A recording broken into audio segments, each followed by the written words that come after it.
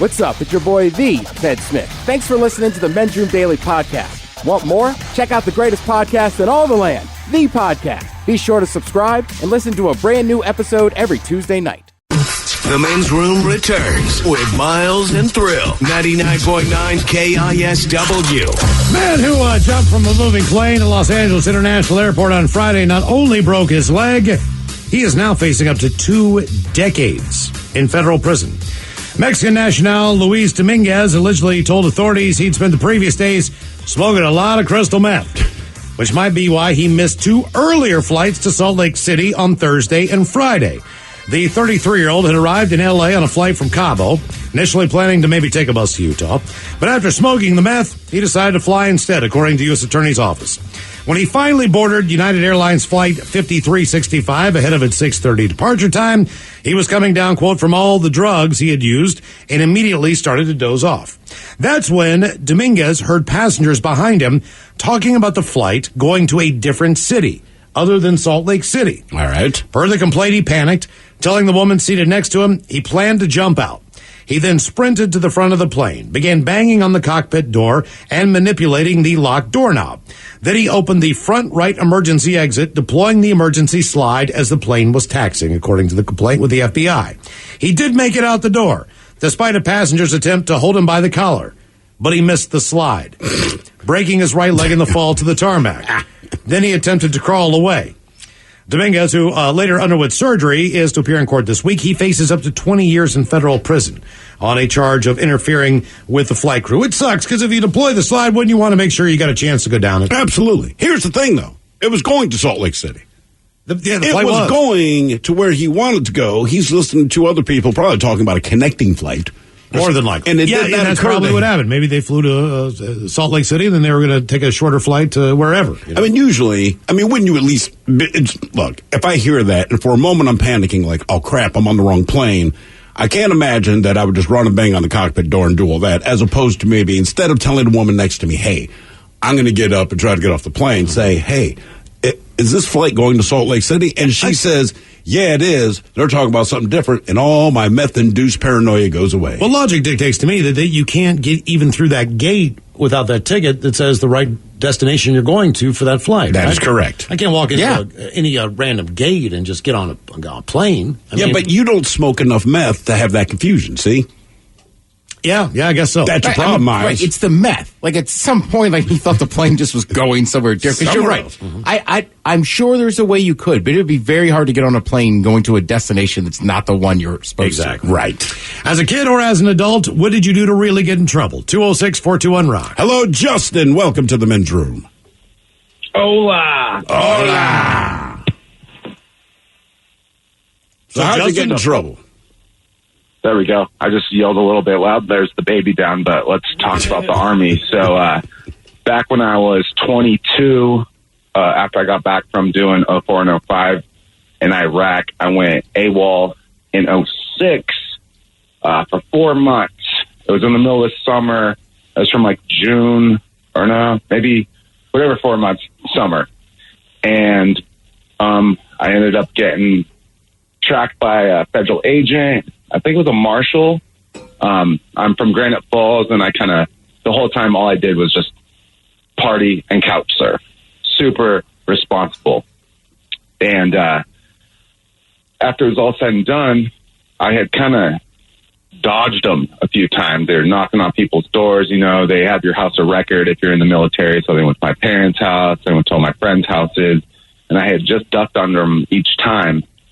And they finally got me. It's really weird. It was on the way back from Hempfest, total place you should go if you're running from the law. Mm-hmm. But it was really weird. We got pulled over for no real reason, and they were just grilling me from the instant. And I was sitting in the back of the car and trying to keep it fast because I know there's limited time. But punchline, when it was all said and done, after I had got discharged, later on, sitting in Buddy's basement, shout out Wade Rood, smoking some ganja, and we were talking about, what the heck I had actually just been through.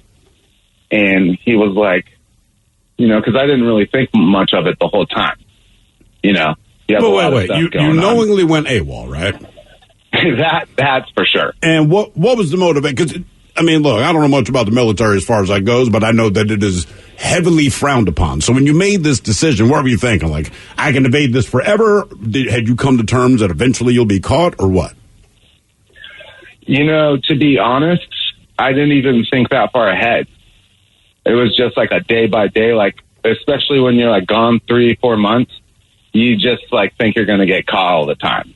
So like eventually, what was your What's penalty? the punishment? Yeah, what was your penalty for doing that?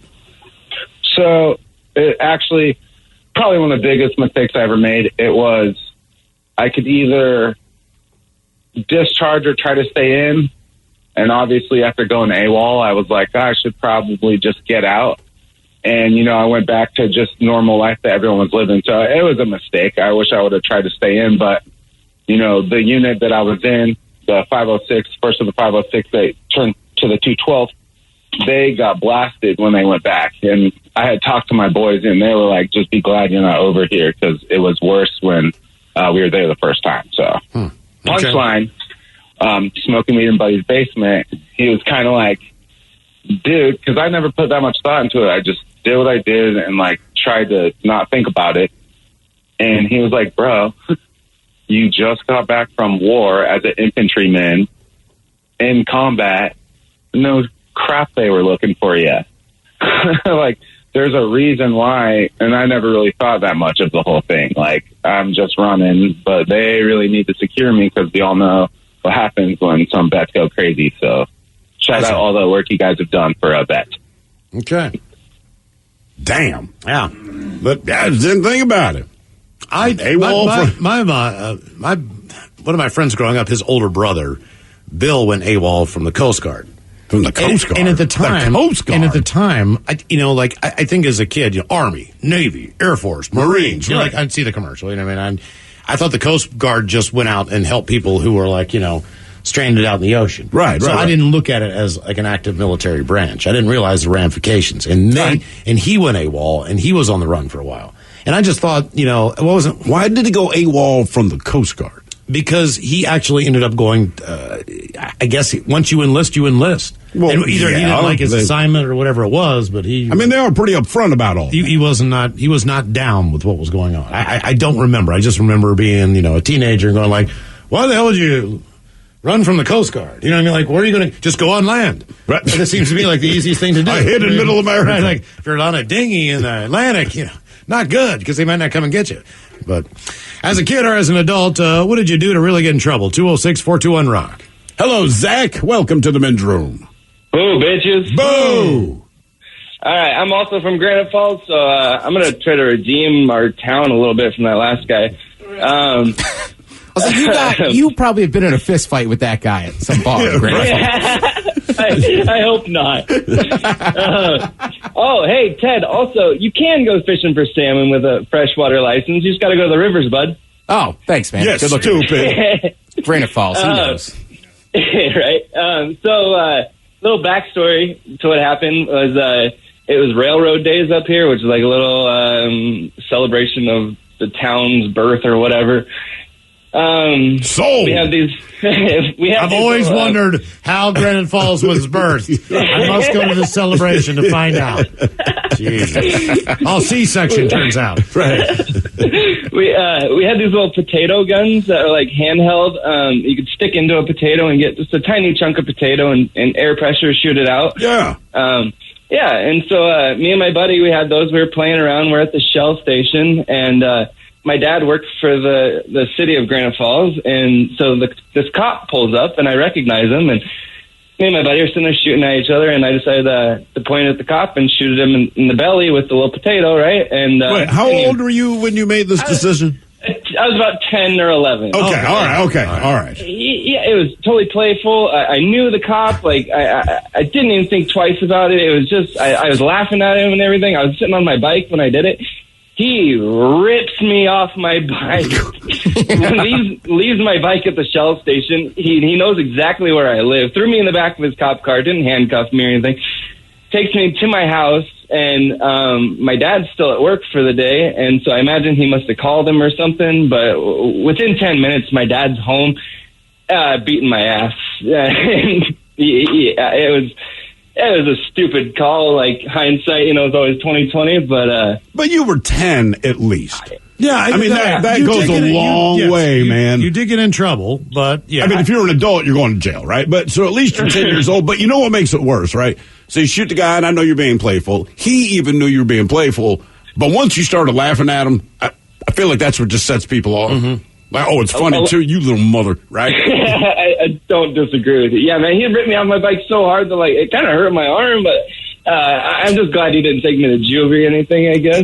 Yeah. You're 10, bro. Thank you for redeeming Granite Falls by shooting a cop in the stomach with a potato gun. That really steps up a notch there. Yeah. I never got that potato gun back either. That son of a gun. Yeah, you're not going to get that back. I mean, even if I've gotten mad at my kids and you're having to blow up, right, and you're explaining whatever it is they did wrong. When you see them smirk, I can't explain it. Like, your temperature rises about 100. And what makes it work, this is the thing, and you end up having to walk away, right? Because you're losing your mind about whatever it is. And I know a lot of times, a lot of kids, they will giggle or smile because they're nervous. And I realize this with my son, and even though I know it's the case, when I'm looking at him, because he's not challenging me, nothing. But it's like, God damn it. And then when you say something about it, it gets worse. It's like when the teacher got mad at you because you had the giggles. Once they pointed out, somehow your giggles have now gone tenfold. And the teacher, as a kid, I remember they're not understanding what's happening here. Like, I'm giggling because I'm nervous or uncomfortable or embarrassed or whatever they've done. But I can see they're actively getting angrier, and I would like my giggles to go away. And you end up in the principal's office. And it's like, man, honest to God, there was no ulterior motive. It's for whatever reason, that's my reaction. So I realize my son gets this from me, man. And it's like, when I'm looking at him, it's like, I actually want to kill this dude, but I know he's not doing it on purpose, but you can't help but feel like he is. First and only time my mother actually hit me across the face was when that happened. You smiled at him? Well, here's the thing. I don't remember what I got in trouble for. It doesn't matter. I was sitting there. She had just made me like my little lunch of a bowl of SpaghettiOs, and she was reprimanding me for something that I had done wrong. She turned around, and same thing, I got the church giggles going on. And I held on for so long, she turned around and went... And then she turned around and wiped that smile right off my face, man. I had never seen her move that fast. She had never hit me before, and she never did again. I have just been in an argument with people, say in relationships. There's just a certain point where it's like, all right, this is going nowhere, right? So I'm not laughing at it, but I just kind of, okay. Right. But that little bit of laugh. Right. And they're like, what are you doing? Calm down. That's the two words. You can't say that in a relationship. That should be the only rule that they give you in a relationship. Never tell the other person to calm down. Right. Well, the other jacks them never forget the other important one. What's that? Is that I can't say okay.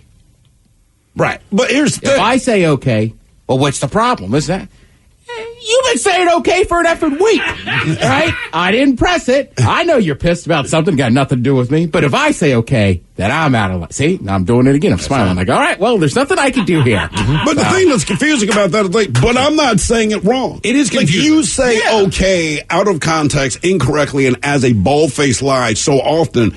You think that's what I'm doing. I'm saying okay because legitimately I have stopped caring about whatever you said. Basically, that's what I say. If I say, how are you today? And I go, I'm okay. That is literally what I mean. So you have to understand some people are telling the truth. And I know you're not one of them, but then do not project your garbage on me. And it's also an admission of defeat and being deflated. Like, I told you 2 weeks ago that we were going to go to such and such, and we were going to hang out that night. And it's tomorrow. I'm like, okay. And then it gets it's like, I'm like, I'm saying fine. I just forgot about it. But you can't say fine either because you lie when you say fine. Yeah. Can you pick different words so that I can use these words honestly? I go. I just forgot about the damn thing. Just calm down. You know what you need? I feel like you need a safe word, right? Because like when I say okay, I mean it by the definition of okay. When I say fine, I mean I try to use words correctly so that the message I'm sending you makes sense. If I'm just bald-faced lying, then use different words. So it should be like a safe word. So instead of saying, like, okay, right? Well, I know you're lying, but that's on you. That's the lie. It should be like McGillicuddy. Like, there needs to be something. You can have the same inflection, but stop lying. I had a couple of those. Just weird stuff like banana. Right. Like whenever I wanted to just stop talking about something, I just go, banana, banana. Like we already, counseling agree. Banana. You know what I mean? Like, anytime they'll just be like, everything's cool. Banana. Because you can't use real words. Banana. I'll go take a walk, or sometimes I'll just go, you know what? Whatever I say is wrong. Mm-hmm. So we should stop talking. Mm-hmm. This S is bananas. Yeah. I'm not going to keep arguing with you. You're obviously pissed about whatever something else, but I'm not going to keep arguing with you. And I would say I don't care. And that's why I keep saying okay. Not because I'm being mean. You can be mad, but I don't care. Now you're just moving your mouth because your mouth works. You know what? I'm going to take a walk. You get a snack. Yeah. Right. I don't watch dramas. I don't want to live it. As a kid or as an adult, what did you do to really get in trouble? 206-421-ROCK. Hello, Michael. Welcome to the men's room. Liquor and whores. Liquor and whores. So back in 2018, I was in the military, and I was a reservist back then. We were getting ready to deploy, and a few months before the deployment, I get a DUI. Just got plastered at a bar and went home, made it home, and the neighbors called the cops on me. Damn. Because my car was off. Oh, okay. They thought someone was stealing my car. So cops get, and I get out of that one somehow. So I deploy, come back in 2019, and about a year to the day later, my sister asked me if I wanted to go to the bar, and I was like, yeah, I kind of don't want to, but I ended up going. I end up driving, and I get another DUI because she throws a cigarette butt out the window. Wait a minute. Did you blow past the legal limit? Oh, yeah, I did. Okay, but the reason you got pulled over was because you got a DUI because you were drunk. You got pulled over because your sister threw the cigarette butt out the window. Yep. Well, driving drunk's driving drunk. I mean, look, you could have a drunk driver plow into your car. You know what I mean? And it's not your fault. But the bottom line is, if you're driving while impaired, both of your asses are going to go to jail. The thing. Yeah, I get that. It's ironic how I got both of them, but I took the punishment, and it was like 6 months of treatment and stuff like that. Well, you should have at least made the argument, hey, look, man, I admit to my fault. I understand that it is against the law, but, Your Honor, honest to God, I drive well enough when I'm drunk that I had to get pulled over because something else happened. So what ultimately, down the road, what is the penalty? Is your insurance rates higher than they normally would be still at this point, or is it kind of all just... That was the kind of weird thing, because everyone says SR22 is like super expensive and stuff like that, but my insurance company does it for like $15 a month. Oh, wow. So, damn. Yeah, okay. Good for you. Yeah. Congratulations. Yeah, exactly. Scooted on that one. As a kid or as an adult, what did you do to really get in trouble? 206-421-ROCK. Hello, Amelia. Welcome to the men's room. Hey, guys. Hola. Hola. So when I was 16, I had just had my license, basically right after you could drive by yourself without having another adult in the car. Mm-hmm. And I was going to pick up my sister. I was on Whidbey Island, and I was going to go pick her up from the ferry. And I was trying to change the music on my iPod, and I wasn't paying attention, and I ended up rear-ending someone at a stoplight. And it was my driver's ed teacher's wife. Small island. Yeah. And she ended up suing my insurance company for $100,000 and won. And won? Yes. How fast were you going when you rear-ended her?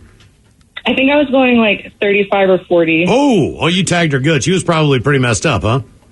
Well, so it's funny because after that, I became my driver's ed teacher's TA that next year. And he told me that she had a pre-existing thing with vertigo, and that's what she said that she got from the accident. But he told me that she had already had that from a skiing accident several years before.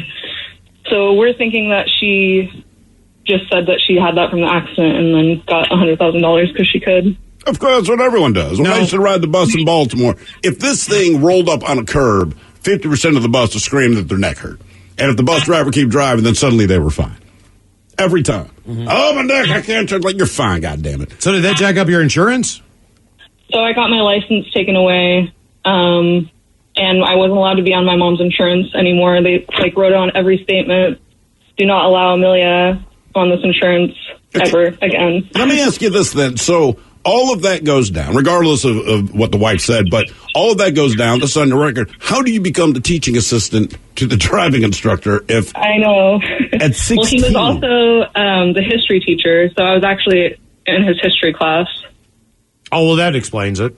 He must put in the good work. I can't imagine. Be the teaching assistant for driver's ed. We'll keep her because she's in my history class.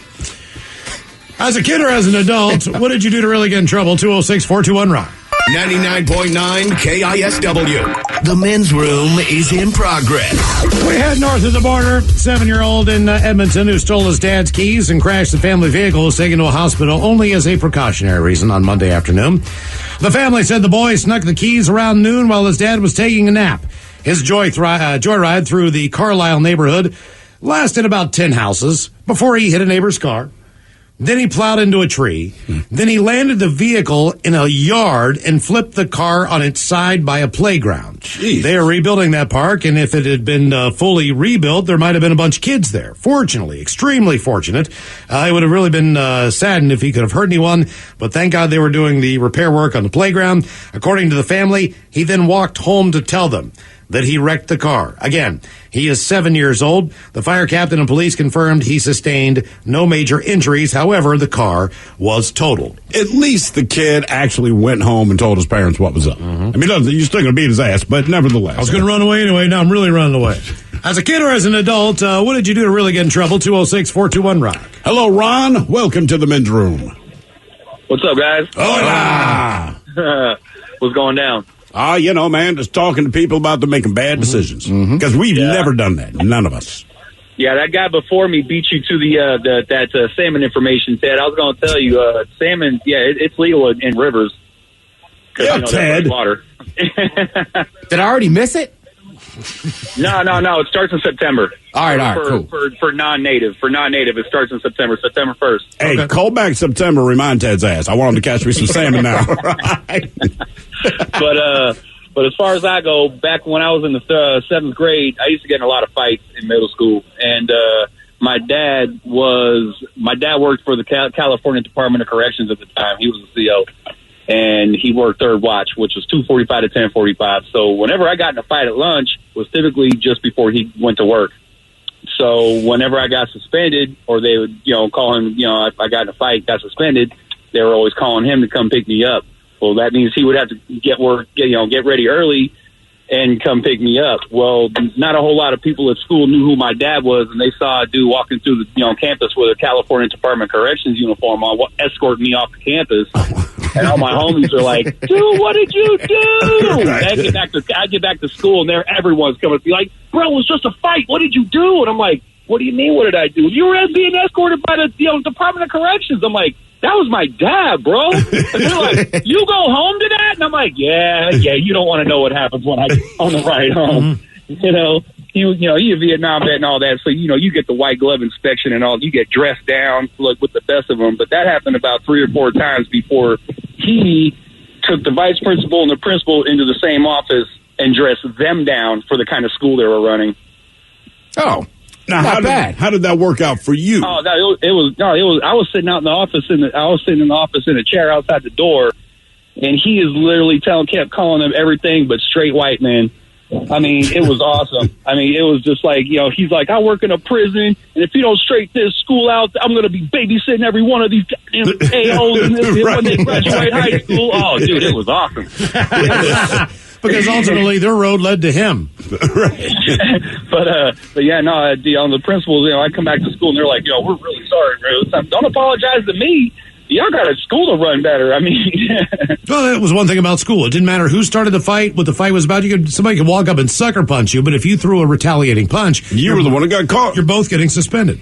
But I mean, yeah. So if you defended yourself, you knew you were going to get suspended. You were the one at fault, even though you were not. But that didn't bother me, though. I didn't bother me either, but either way, when you go home, it's your story against theirs. You know what I mean? So it is, but usually, my parents are very clear about it, and I pretty much obeyed this rule. My kids have done it. Like, look, you're going to get in fights because it happens, right? You're around other people, and you're at an age where you don't quite get it yet. I understand that.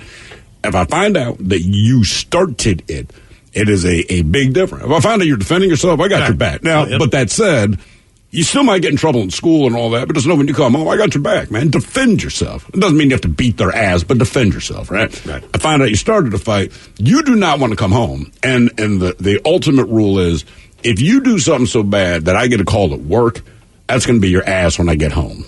So about a year and a half ago, I guess, pre-pandemic, I get the text at work, and I'm reading this thing, man. We're on the air. And I mean, I am now so pissed off. But like, do the show. I'll worry about it later. I text my kid just to say, hey, man, you better get your story straight by the time I get home, because, like, this is going down. I'm at work, and I just got this right. You did something so bad that they need to let me know here. In the end, it wasn't just his story. It's corroborated by all of his classmates and all this. He was dealing with a bully at the school, and the bully was about to make some bad stuff go down to recess. And my son just doesn't tolerate that. That, like, bully stuff, it just does not fly. And he's a very nice, even-tempered guy. But these two, they got into it. I don't know if anyone won the fight. There were just some fists thrown. But anyway, the principal, she brought these two kids in. And when I talked to her later, she said, look, one thing as a principal, particularly at an elementary school, you already have the speech prepared you're going to give the kid, because all kids will tell you what they didn't do and now the other person's responsible. So she's like, I asked your son directly, did you hit so-and-so? He's like, yep. And she's like, my whole speech went out the window because he didn't care. He was straight up about it. But then apparently all the kids in his class lobbied on his behalf, because the bully kid just not very popular because he's a bully kid. Right. Yeah. But all the stuff ended up blowing over. But the problem was, I'm like, I was so pissed for like 6 hours, and then he didn't really do anything wrong. You know, he got caught because it was at recess, right? And they pulled him down to the office. But he did the right thing. He did the right thing, and his class was behind him. I'm like, you're the man. As a kid or as an adult, what did you do to really get in trouble? 206-421-ROCK. Ted, we just got an update. I believe your salmon fishing license opens up on July 1st. Not September, but we're getting updates. So I'm going to want that salmon a little early, bud. Could you give me a Chinook or two, man? I can put in my freezer. Well, don't be greedy, Miles. Yeah, Miles. Okay. I'm get just the asking salmon for I one. catch. All right. It'll be from the grocery store. Yeah. Pre-filleted. I don't know a ton about salmon. We know. I've done it once, but that was in the Sound with a... Did you catch anything? I was on a boat that caught a fish. All I caught was a little dogfish. Mike, you caught a fish when we went out, didn't you? Yeah. Yeah, I sure did. That was great, wasn't it? It was a ton of fun. Those were the days. They we were. were smiling all morning long. We were having a great time. Drinking beers, man, catching salmon. Oh, yeah. Eating them later Did you on. catch a salmon? Yeah. Yeah. Oh, yeah. And you caught a salmon? I caught a salmon. Oh, yeah. Okay. Robin caught a I salmon. see. We all caught salmon. Did Ryan catch a salmon? Patrick Palace caught a salmon. That's Ryan right. Gass caught a salmon. We all caught salmon. Yeah. We were just swimming in salmon. We were, man. The salmon days were here. It'd be nice if somebody actually knew the boat captain, so you guys Mike? could... Mike, yeah, we know Mike real well. Yeah, Mike's great. He took us out. Yeah. He showed us a Yeah. really Good time. dude. Yeah, he right, could- because you guys were going to answer those emails. He should invite you sometime, Mike. There, Ted, you know what I mean? Yeah, well, I've been on the damn boat. I just didn't catch a salmon. Oh, yeah. Miles, you know what? I'm from Maryland. People go rock fishing there. You ever been rock fishing? Yes. Girl, you've been rock fishing. Yeah, sure have. Who caught a boat that day? Or, Jesus, who caught a fish on the boat that day? Yeah. I believe that was Ted, who then punched the fish because it kept staring at him. We said, bro, its eyes don't close. I was so hammered I fell getting out of the boat. And I thought for sure it was back Ted. into the boat. Like, ka-kung. Hey, the smart money was on me falling in the boat, or getting off the boat. We had to hold your ass on because you had to take a leak. Yeah. And Ted just stopped over to the edge, and Miles was like, we got to hold him. He's going to fall in the water. And, I mean, your weight was shifting forward, then back. So when we finally were going to get off the boat, Miles was like, hey, man, you get off first. I'll kind of trail behind Ted or whatever because he's going to fall. And so I hear behind me. I'm trying to, Ted's standing there. Miles was laid the hell out. My bad. As a kid or as an adult, what did you do to really get in trouble there? 206-421-ROCK. Hello, Travis. Welcome to the men's room. Travis? Hello? Oh, there you are. Travis? Yeah, can you hear me? Yes, Yeah. we can. Can you hear us? Oh, yeah. Then answer the question, as a kid or as an adult, what did you do to really get in trouble? Yeah, so when me and my really good buddies, this was about, I don't know, probably a little over 10 years ago. We were probably 14 or 15. We were decided to go try to shoot a squirrel or a Tweety bird with some BB guns, and we ended up shooting some cars instead. And, yeah, I got sent to juvie and all that good stuff. Now, were you shooting at the cars on purpose, or your aim just sucked and you ended up hitting cars? Well, so our excuse was that we were aiming at like a Tweety bird or something, and we actually missed. But no, we were definitely aim for the cars. I mean, just based on how you sound, if you told me you were aiming at a squirrel and missed, if I'm the cop, I would believe you. Like, yes, I can believe. I can believe. So how hang on. Bedroom colors. Here are the 7 words you had to can't ask. say on the radio. You saw me sitting there the whole time like that. Sucker. Never do mother, that. And please keep those words in mind when calling. Now back to the program. So, how long were you in juvie? Sure, that's not bad. No, we were only there for like a couple days, but the worst part was, so we were up on top of Comey Pass, and when we got charged or whatnot, they sent us to Yakima, and we shouldn't belong in Yakima juvie at the time. There was kids our age that were all tatted and gang tattoos and whatnot, and they were looking at us like, why the hell are you guys in here? And so, you know, we try to act tough and be like, yeah, shooting cars. And they're like, oh, hell yeah, man. And then they're like, but what? Like a 9mm or something? They were like, no, BB gun? Yeah. What's the response to that? Like, was it a daisy or a crossman? It was a daisy. Yeah. Well, 10 pumpers. Okay, all right. You were 9mm something. Nah, man, my BB gun. As a kid or as an adult, what did you do to really get in trouble? 206-421-ROCK. Like, dude, I feel that guy's pain. Yeah, take your opportunity to lie. just dial it up a little bit, man. What are you in for? Can't say. I can't tell you. Play it, make you uncomfortable. Anyhow, you can see I'm shaking. What do you want from the lunch bag? Just take it. I'm not shaking because of nerves. I'm really, really high. Just anything. Hello, Jake. Welcome to the men's room. What's up? Hola. So, when I was 15, I never smoked pot before my entire life, and I bought 4 joints from this kid at school in an Altoid can, and then sold 2 of them to some other kids, and one of the kids got caught, and so they bought it from me, and they arrested me for being a drug dealer, even though I had never even smoked pot before, and the first time I ever bought pot. So what is the penalty for the 14-year-old drug dealer? I was expelled from all Washington schools for a year on house arrest for, I think, 6 months, I think. And you never even got the opportunity to smoke one of the joints that you'd bought from the guy, or was your intent just to sell them? No, my intent was to smoke them. I never got to smoke them. Okay. Did your parents believe you when you said, look, man, I've never even smoked pot? Yeah, kinda. Yeah, my dad was pretty pissed off. That's kind of a weird double-edged sword, too, because it's never the user that's going to get in trouble, even if you're an adult. It's the person who sells them. Right. So yeah. You know what I mean? But you could tell your dad, like, look, man, I'll never do drugs. But the bottom line is it's worse to sell them than it is to actually do them. Yeah, criminally. Based on the law. Criminally, based on the law. So what would you rather hear from your kid? Like, Dad, listen, man, I live a clean life physically, right? Maybe I have an occasional beer. I have never done drugs in my life, but I will sell meth. I sell crack. I sell coke. Or would you rather hear, like, Dad, I'm doing the best I can. I'm strung out on meth and coke and crack. I think I'd take the entrepreneur angle on that. Yeah. Even though the penalty's going to be worse. But you have to understand. You know what I mean? Like, look. But the thing about the penalty being worse, I'm like, look, if you don't do drugs, you're not going to have an excuse. You're completely sober. There's no rehabilitation on this. This is, your ass is going to jail. And do you have any drugs I like? I mean, just, you know. Right. It's just about the legality, right? I know plenty of bartenders and waiters that don't drink anymore. Mm-hmm. But it's still good money to serve other people booze. Sure. But booze is legal. That's right. No, that's what I said. It's only about the simple... But It really it's not is. unheard of for drug dealers not to use drugs. Oh, no. It's, And when it is, it's always a businessmen. weird thing, too. It's like, wow, he really does not get into a stash. You know what I mean? It's kind of hard to find that person. But he always has to drink a Diet Coke. I mean, You know even what my I mean? buddy, Like- even my buddy told me, we'd like, here's an eighth. And I look at him like, Jeff, this is not an eighth. I'm like, this is not. He's like, well, all right, just give me 20. Well, it's 25. It looks like there's somewhere out there. Give me 15.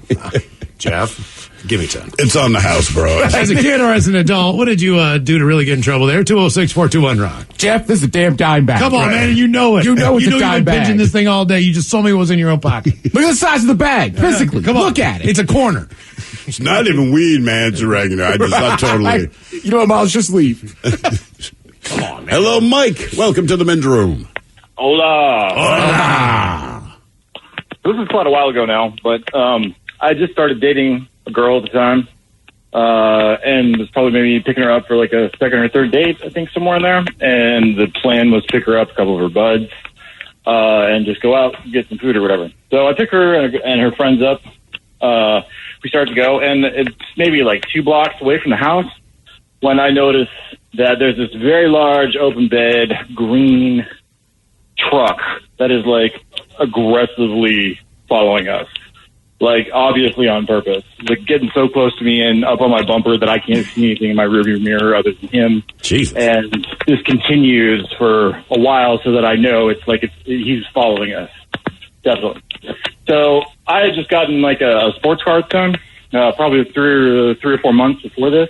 I had a decent job, and so my initial thought, once I like put all this together, was like, all right, I'm faster than him, definitely. It's like, I don't know what this jerk wants, but like I'll get back to the house we just left, try and lose him on the way there, and then I'll figure out what's going on. So I start driving like really evasively. I'm like cutting through a gas station parking lot, going through the neighborhoods and everything as best I know how, and I'm definitely getting away from this guy, but he's still following us, like obviously. So I get almost back to the house where we had left, take a little turn on the side street, and then immediately, as I get like just a couple blocks away from the house, 2 squad cars come out in front of us and slide side to side and block me off. 2 more squad cars come up behind us, slide side to side, block me up in the back. The big green truck pulls up around beside me, jumps out, and pulls an undercover badge out of his shirt, yanks me out of the car, starts screaming, "You want to go to jail for this piece of crap? You want to go to jail for this?" I had no idea what was going on. I think I had maybe gotten arrested like once at this point in my life for fighting, like at a party or something. So I'd like pooping myself a little bit at this point. This was like a severe increase in like how much trouble I had been in at all. He was like slamming me up against the car, screaming obscenities at me and everything. So it turns out they hauled me back down to the station. One of her friends in the back was wanted for stealing like $30,000 worth of motorcycles. Oh, damn. Something like that. And so they thought, the undercover that saw me, they thought I was basically just trying to juke all the cops that I knew what was going on just so that like this guy could get away and not go to jail. And I literally just met this guy, got his name and everything. So yeah, they put me through the whole thing, kept me in jail overnight, took me to court and everything. Tried to charge me with like felony police evasions. But does it ever occur to them that if you're in an unmarked vehicle and you are undercover and then you aggressively tailgate someone, you had, look, my father went through he ended up joining the Navy because they gave him an option, but it was the same story. Undercover cop is tailing him. So he started losing the guy, and then like 2 other cops joined the chase, but they were also an unmarked vehicle. So my father's like, I don't know who it is. I just think it's a couple of hillbillies. This is Texas in the 60s. Mm-hmm. Not going to pull my black ass out of the car and beat me. So they drove all through the city high speed, and then finally marked vehicle stopped. And he's like, and I immediately pulled over. But same kind of deal. They gave him all this. And he's like, look, Jack, if I don't know who you are, right? Like if you kick down my door and you don't announce you're the cops, you might get an ass whipping. If you say it's the cops kicked down my door, I'm going to sit there and wait, right? If there's no way to identify who you are, you're just a weirdo who's following someone aggressively. It's just amazing to me that you think anyone would know different. Yeah. How do you know? That was like exactly my train of thought, especially like this guy, like the truck he was following me in was like dark green, tinted windows, and like I lived in Arkansas at the time.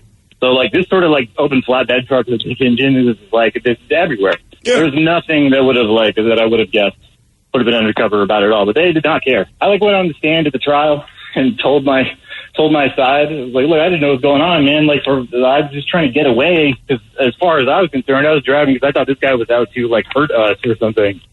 I don't know, but yeah, they didn't care. They ended up slapping me with a reckless. It seems like everybody who's been on the Galladay has gotten like an SR22, but yeah, that's what they ended up giving me, reckless driving SR22 on my insurance for like 5 years. Jeez. And I didn't even know what was going on, man. That sucks. No, just put the siren in your window or something. Like, oh, it's a cop. I'll pull over. Ryan Castle on the way. We will send Spence. Today we've got, speaking of, the 10 greatest driving songs of all time. Just in case you're being chased by an unmarked police car. You are listening to The Men's Room.